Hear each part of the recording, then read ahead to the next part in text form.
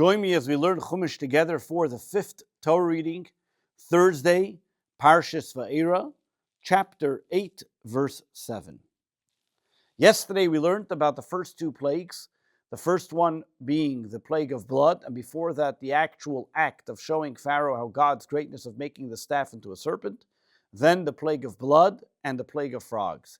We also learned yesterday where Pharaoh asks of Moshe to remove the frogs. Today we continue with the plague of frogs and the following plagues. Verse 7. The Saru Atzvardim Imchad, Moshe continues to say that the frogs will then be removed from you, from your homes, from your servants' homes, from your nation, Rak Ba'Ya'ir Tisha'arna, they're only going to stay in the river. Verse 8. Moshe and Aaron went out, left, Me'im Pari from in front of Pharaoh, Vayitzak el Hashem, Moshe el Hashem, and Moshe then cried out to Hashem, to God, Al Dvar Atzvardim, about the plagues concerning the frog, Asher Sam Lefari, that he brought upon Pharaoh. Verse 8, Rashi, Vayetze v'Yizak, it says that he went out, and then afterwards he cried out, Miyad she'yikar sulamachar, he cried out that it should stop by tomorrow. Verse 9, Vayas Hashem kidvar Moshe, and God did as Moshe requested. Vayemusu atzvardim, and all the frogs died. Min habotim, and from the homes, min hachatzeres, from the courtyards, min hasadis, and from the fields. Verse 10, Vayitzpru oisam chamorim chamorim, and the Egyptians piled them into heaps. Vativa sha'aretz, and because there was heaps of dead frogs, the land stunk from them. Chamorim, chamorim, Rashi translates, what does the word chamorim mean? Tziburim, tziburim, heaps and heaps of them. Ketargumai, like the Targum says, galim, the goyim galim, heaps of them. Verse 11. Pharaoh now saw that he had some relief. However, he continued to harden his heart. And he did not listen to Moshe and Aaron, like God said. So Rashi said, if you look at the words v'hachbed loshin polhu, meaning it's something which continued to go on. Continues to travel. The hakif, different terminologies that we find throughout the Torah, where the same usage is used for something that continues. Where did God tell him? Where did God tell him? And God said to Moshe, Pharaoh, God said that Pharaoh wouldn't listen to them, and over here exactly is what happened as Pharaoh does not listen. We're now going to continue with verse 12 in the third plague. And God says to Moshe, Emir el Aaron, speak to Aaron, and he should raise his hand and his staff, and then he will strike the dust of the earth, and it will turn into lice throughout the land of Egypt. Emir el Aaron, verse 12. Just like we found earlier that the water was not worthy, it should not be done through Moshe, for the same reason, because in this case the earth protected Moshe, because when Moshe killed the Egyptian taskmaster that was hurting the Jew, and he buried him in the sand, therefore the sand did a cover up for him, and therefore the one to do the plague was Aaron.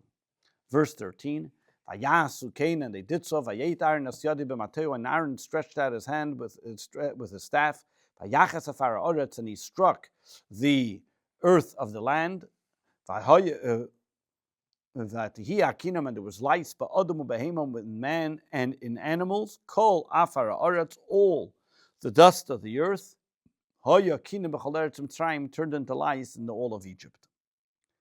13, Rashi,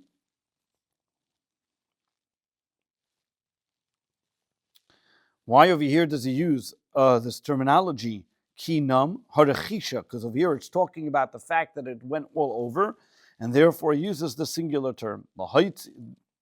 Verse 14,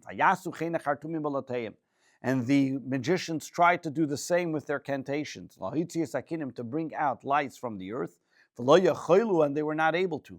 And the lice continued to be in the humans and the swarms of the lice continued to remain on the man and on the beast.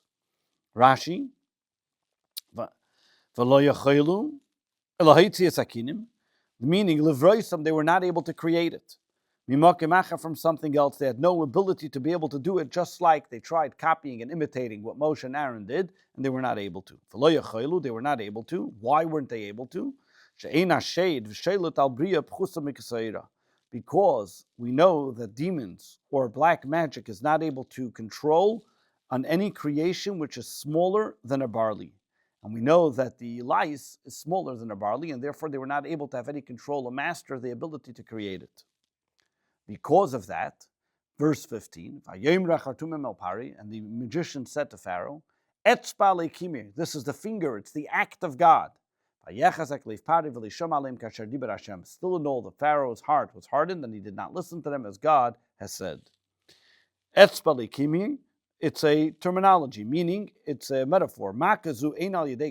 This, until now, Pharaoh was convincing himself that the first three previous incidents and wonders were maybe magic, and therefore he mocked them by saying, what are you bringing magic to a place that's already prolific in magic? Over here they tell him this is not magic, this is something which is mystical, that must be godly. It was made through God.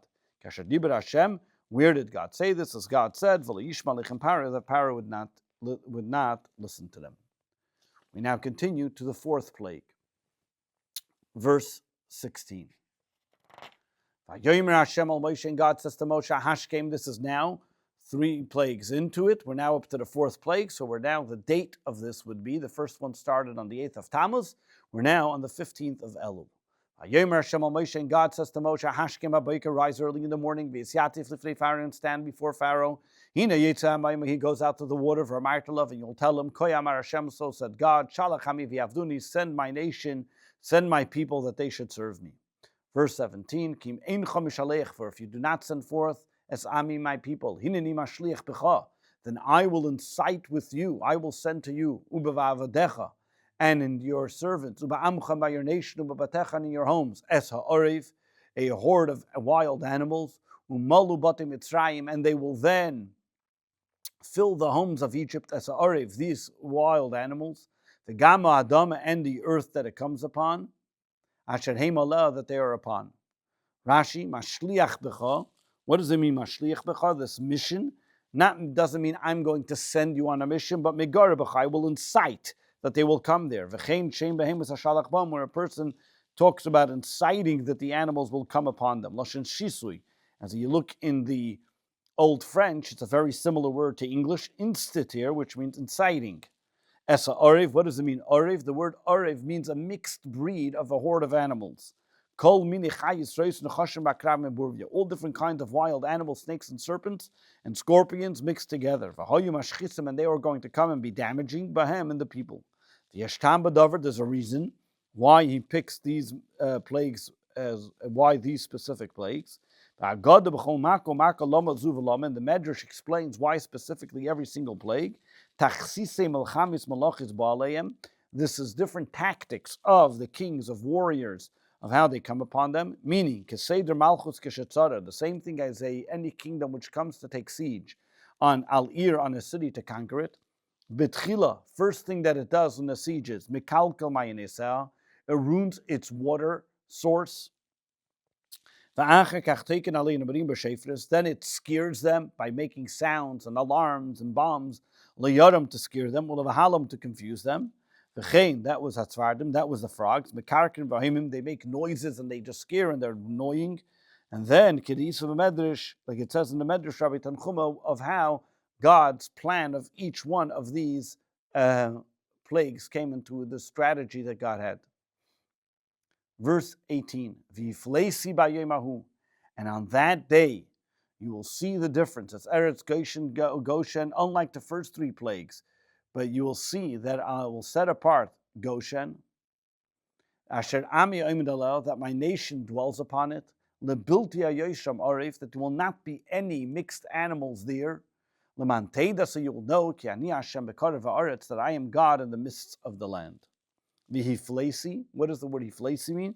Rashi tells us, Vifrashti, I will separate, as we'll see In other places, it says, V'hifla Hashem, God separates, it's not too difficult, too far, it's not something which is foreign for me to do. That even though my divine presence is up in heaven, my decrees happen and occur here in this world. What that means, even bekerev haaretz, in the midst of the land. As we mentioned previously, that the whole point of the plagues were to see the difference between the Jewish people and the Egyptians, and to distinguish the two, and to see the greatness of God in and amongst the people.